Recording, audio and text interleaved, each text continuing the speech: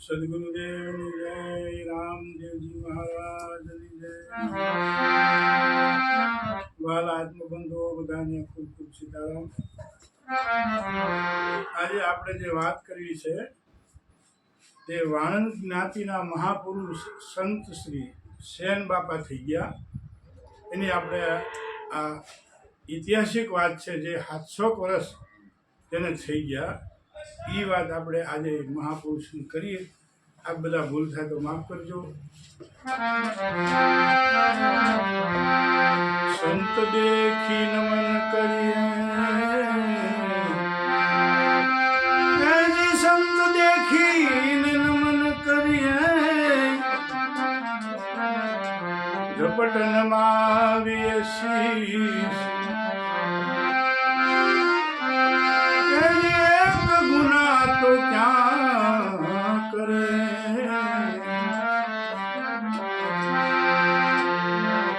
એક ગુના તો ક્યાં કરે, ક્યાં કરે, એને લાખો ગુના બક્ષી.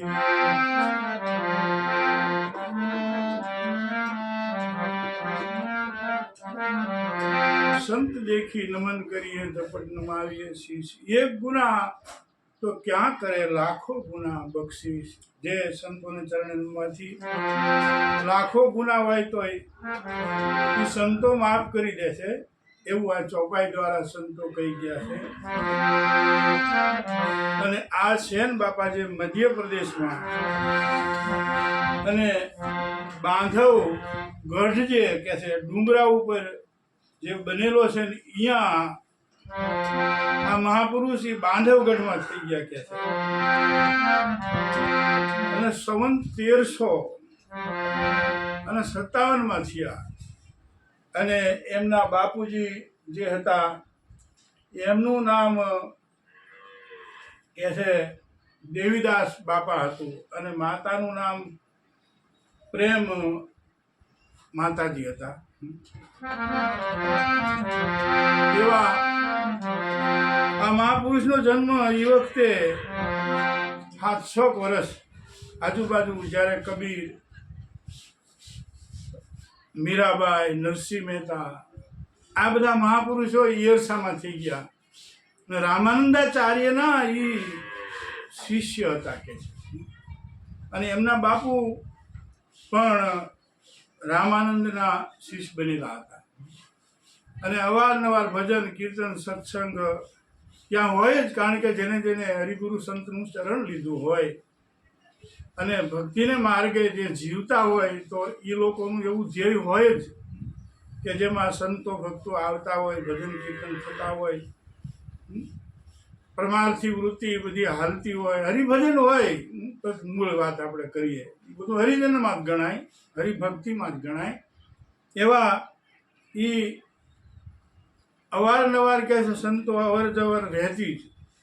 અને ત્યાંના મહારાજા જે હતા વાઘેલા વંશના રાજા, અને એમની ચાકરી કરવા આ દેવીદાસ બાપા જતા, જે સેન બાપાના બાપુજી. ઓની સવારમાં ભગવાનની સેવા પૂજા કરીને પ્રાતકાળનો સમય પૂરો થાય એટલે રાજમાં ચાકરી કરવા નિત્ય વયા જવાનું. પછી રાજાને પગ દબાવવા, પછી માથામાં માથા ચંપી કરવી, પછી શરીરે બધું તેલ સુગંધિત ચોળવું, જેથી રાજા ફ્રેશ થઈ જાય, શરીરથી ફ્રેશ થઈ જાય. પછી સ્નાન કરી લે એટલે સરસ મજાનું પ્રફુલ્લિત શરીર થઈ જાય. આ ચાકરી એમની હતી કે છે. અને પછી ઘણો સમય થયા પછી આ સેન બાપાનો ત્યાં જન્મ થયો. અને સેન બાપા નાનપણથી જ ભક્તિને રંગે રંગાયેલા હતા કે છે. અને નાનપણથી બાળકવારે રમતા હોય તોય તે ઢોલકી ગળામાં બાંધી અને નાચ કરતા હોય, અને અહોની કીર્તનમાં જ મસ્ત રહેતા. ધીરે ધીરે સેન ભગત મોટા થવા માંડ્યા. અને નાનપણથી જ એની વૈરાગવૃત્તિ હતી કે છે. અને પછી એમને નિશાળમાં ભણવા માટે બેસાડ્યા. તો ભણવા પણ જાય તો પણ નિશાળમાં પણ હરિકીર્તનમાં આગળ હોય અને બધા આરે સરળતાથી પ્રેમથી વાતો કરે, સાધુ સંતોને જોઈ જાય એટલે દોડીને પગમાં પડી જાય. આવું એમનું ભાવિક જીવન ધીરે ધીરે એની અંદર મોટા થવા લાગ્યા. અને ત્યારે એમને એમ થયું કે આમને મારે જટ સેન ભગતને પરણાવી દઉં ને કદાચ વળી પાછા સાધુ થઈ જશે. એના બાપુજીને એ ચિંતા હતી. અને પછી કહે છે એમના લગ્ન કરી નાખ્યા અને સુંદરા દેવી સાથે સેન બાપાના લગ્ન થયા. અને અવારનવાર રામાનંદાચાર્ય એમના શિષ્યો બધા અવારનવાર ત્યાં આવતા જ. અને એક વખત કહે છે એમના બાપુજીના જ ગુરુ હતા અને આ તો નાના બાળકને પછી યુવા અવસ્થા થઈ ગયા, લગ્ન થઈ ગયા અને આવ્યા હતા અને રોકાણા હતા ત્યાં. અને એમના બાપુજીને રાજ દરબારમાં ચાકરી કરવા તો સવારમાં નાહી ધોઈ ભગવાનનું સમરણ પૂજન કર્યા પછી નીકળ્યા. અને સંતોનો બધો ઉતારો હતો. અને પછી સેન બાપા સત્સંગમાં એમની સાથે બેઠા હતા અને એમને કીધું બાપજી મને કંઠી બાંધી દો ને અમને. એટલે પછી બાપાએ ખુશી થઈ અને બેન માથે હાથ મૂકીને એ ભક્તિને માર્ગે વાળી દીધેલા. અને પછી તો એ ચિત્રું એમનું રંગાયેલું હતું જ ભક્તિમાં, સેન બાપાનું. ઓની ભજન કીર્તનમાં ધ્રત રહેતા હતા, સાધુ સંતોની સેવામાં, ભક્તિમાં, કીર્તનમાં, ભજનમાં અહોનિશ. અને પછી તો જેને ગુરુ મળી ગયા પછી તો હું ખામી હોય. गुरु मिला तो सब कुछ मिला और भले मिला सबको ऐसी शुद्ध धारा और लक्ष्मी शुद्ध धारा और लक्ष्मी पापी के घर में. અને પછી તો એમને માથે સદગુરુ મળી ગયા અને એવું ભક્તિમાં રંગ લાગ્યો. અને પછી અમુક સમય જતાં એમના બાપુજી રામચરણ થયા, એમના મા રામચરણ થયા. અને એ ચાકરી સેન ભગતને કરવાની થઈ, જે એમના બાપા સેવા કરતા રાજા મહારાજાની, જે રાજા હતા એની. અને એ પછી એમના દીકરા કુંવર ગાદી આવેલા, એની ચાકરી. અને એ તો હારે રમતા કે છે, સેન ભગત સાથે રમતા. એ રાજા થયા પાછા અને આ તો ચાકરના ચાકર. તે નિત્ય સેવા કરવા જાય. સવારમાં રાતકાળે ભગવાનનું સવારમાં ભજન સેવા પૂજા આદિ બધું કરી અને પછી જલ્દીને જડ એ કોથળી હાથમાં લઈને ઉપડી જાય રાજ દરબારમાં અને જઈને રાજાની ચાકરી કરે. પગ દબાવે, માથું ચોળે, તેલ બધે ચોળે અને પછી પાછા ફ્રેશ રાજા થઈ જાય એટલે બસ એમને એ ચાકરી કરવાની. અને એમાં એક વખત સાંજના ટાઈમે સાધુઓની જમાત કે છે ત્યાં આવેલી બાંધવગઢમાં. અને કોઈએ પૂછ્યું કે અહીંયા સાધુ સંતો ભક્તોના ઘર કોઈ બતાવો. ત્યારે કહે છે કે ભાઈ અહીંયા સેન બાપા છે, ત્યાં તમે જાઓ. અને પોતે ત્યાં જાય છે અને સેન બાપા ભાવથી આદર સત્કાર કરે છે, રોકે છે. અને બધાને જમવાનું, પ્રસાદ, આનંદ, ઉત્સવ એટલો બધો, હરખ બે જણાને, ભાવ એટલો. અને આખી રાત્રિ જમાવેટ હાલી, ભજન સત્સંગ. અને સાધુઓ બહુ ખુશી થયા. અને મોડું થઈ ગયું રાત્રે જાગવામાં, એટલે બધા મોડેથી સૂતા. સંતો સત્સંગમાં ભજનમાં બહુ રોકાયેલા એટલે બહુ મોડું થઈ ગયું. અને 3-4 વાગ્યા સુધી આ સત્સંગ ને ભજન ચાલેલું. પછી કહે છે બધા આરામથી સૂઈ ગયેલા. પણ આ તો ભગત તો વહેલા જાગી ગયા સેન બાપા. અને પ્રાતકાળે જે ભગવાનનું પૂજન અર્ચન બધું કર્યું, તૈયારી બધી કરી. પણ સાધુઓ હતા એટલે એમને મૂકીને નોકરીએ કેમ જવું? કારણ કે નોકરી તો મારા નાથની છે, એમ સાધુ એ મારા ભગવાન છે, એ મારા દેવ છે. જેને એવું નક્કી થયું છે, જેમ મીરા કહે છે 68 તીર્થ મારા સંતોને ચરણે, સંતોના ચરણની રજ ઉડી ઉડી લાગે મોહે અંગ બેની મને ભાગે મળ્યો સત્સંગ. સંતોને ભક્તો મારા સગાને સંબંધી તૂટી ગઈ બધી મારે માયાની ગ્રંથિ છે ને એવું લાગ્યું હોય કે આ જ મારા સગા છે, તો એને રાજની ચાકરીનું બહુ મહત્વ ન હોય, કારણ કે એને ભગવાન વાલા હોય, એને ભક્તો વાલા હોય. એવું આ બાપાનું અંતર હતું ભક્તોમાં, સંતોમાં. અને મોડું જાગવાનું થયું, બધા સંતો જાગ્યા, પાછું સ્નાન કરવું, એમની સેવા પૂજા બધી. અને બીજી બાજુ રાજમાં ચાકરી કરવા જવાનું મોડું થતું હતું, અને આ તો એમની સેવામાં મગ્ન હતા. બધા સંતોને દાંતણ પાણી કરાવવા, એના માટે પ્રભાત ભોજનની તૈયારી બધી કરવાની બે જણાને. અને રાજા પણ રાહ જોવે છે કે હમણાં શેન ભગત આવશે, શેન ભગત આવશે. અને શેન ભગત તો સાધુ સંતોની સેવામાં મગ્ન થઈ ગયા છે. અને ત્યારે 14 ભુવનનો નાથ ભગવાન પોતે, આદિદેવ વિષ્ણુ પરમાત્મા પોતે શેન ભગતનું સ્વરૂપ ધારણ કરી, ખંભામાં કોથળી ભરવીને દાઢી કરવાની, માલિશ કરવાનો સામાન બધો લઈને હાલી નીકળ્યા. અને રાજ દરબાર રાહ જોવે છે. એનું આ ભજન છે.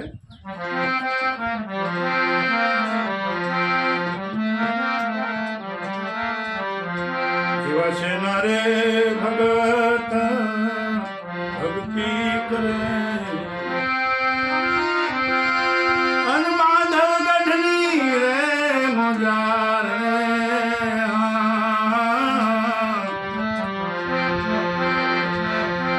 રાજા રે વીરસિંહની ચાકરી કરે.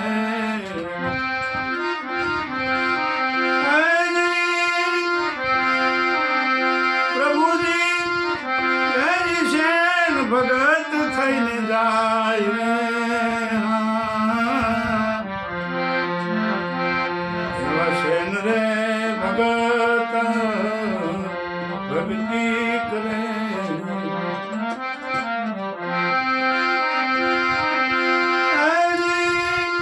બાંધવ ગઢની રે મજાર રે,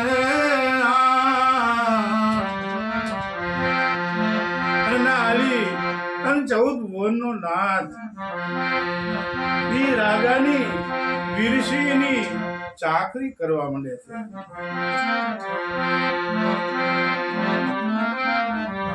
અને પણ સાધુડાઓ આવ્યા છે, સાધુડા આવ્યા સંતને આંગણે. અને સંતોના કીધા રે સન્માન રે,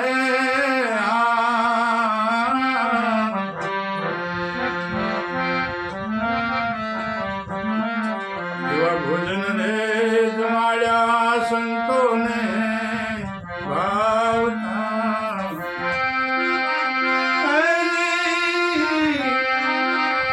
આશીર્વાદ આપીને સહુ જાય રે.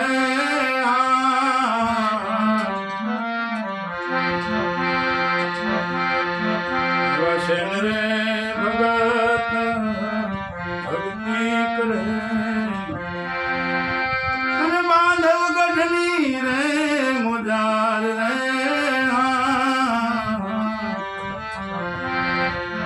સંતો બધા અહીંયા ઉતારો છે.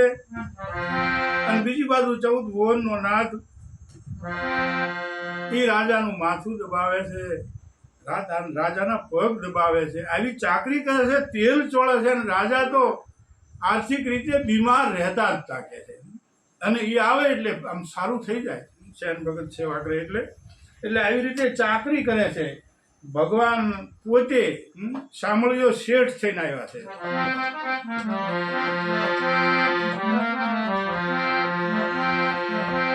શામળીઓ શેઠ ભગત થઈને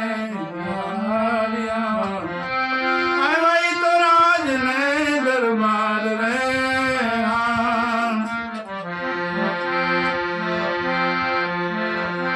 હાથ રે દબાવે પગની ચંપી કરે. અને રાજાના રાજવીના રે એ રોગ સગળા જાય રે.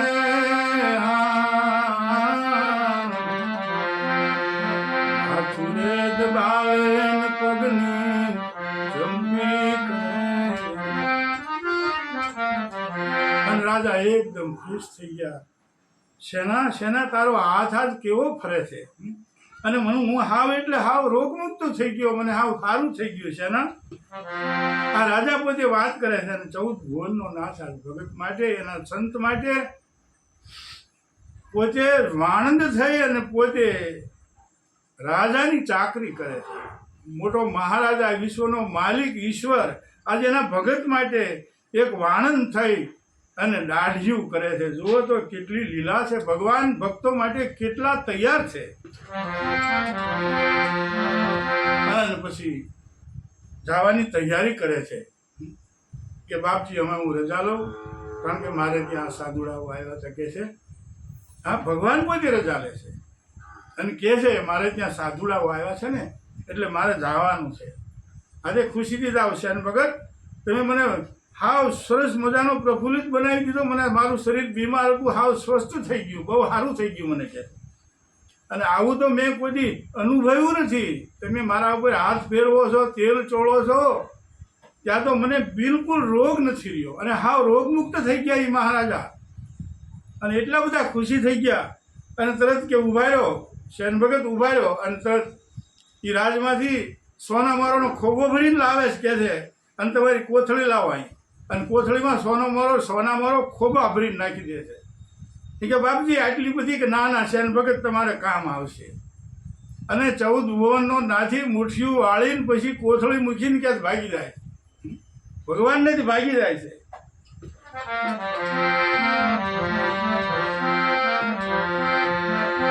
રાજી થઈને રજા આપે રાજની,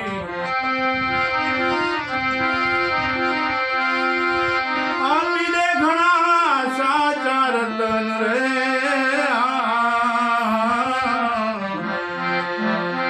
શેન રે ભગત આવી ભક્તિ કરે,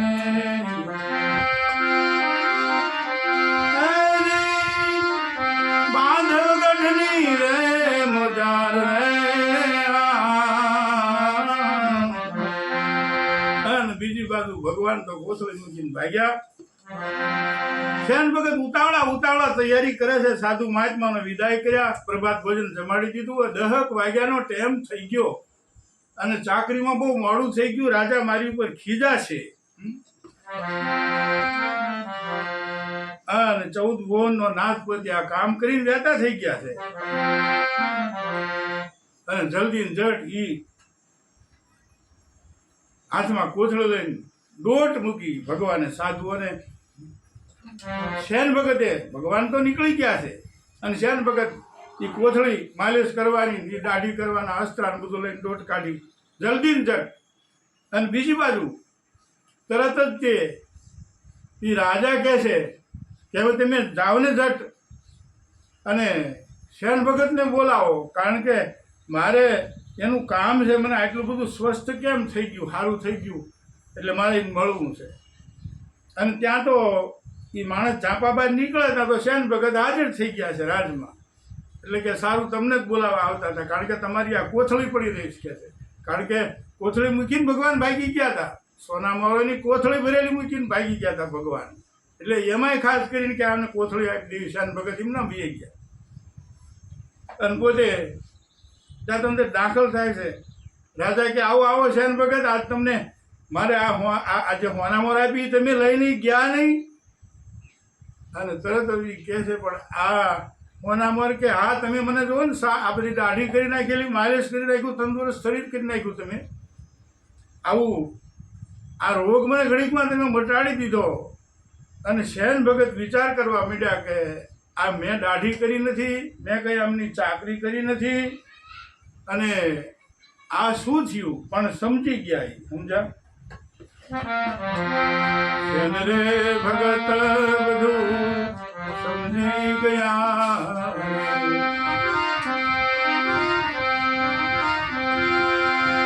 મારા દ્વારિકા નાથ રે. શેન ભગત સમજી ગયા કે મારા માટે મારા ભગવાન ગુલામ થઈને આવ્યા, મારા માટે ભગવાન દાઢિયું કરવા આવ્યા. આવું કહે રે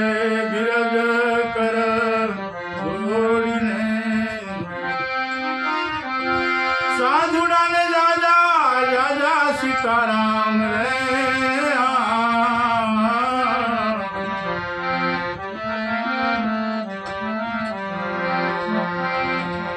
સેન રે ભગત ભક્તિ કરે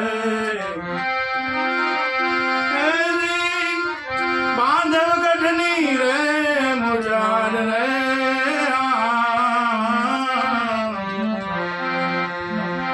સેન રે ભગત ભક્તિ કરે અને પછી સેન ભગત જાણી ગયા કે ઓહો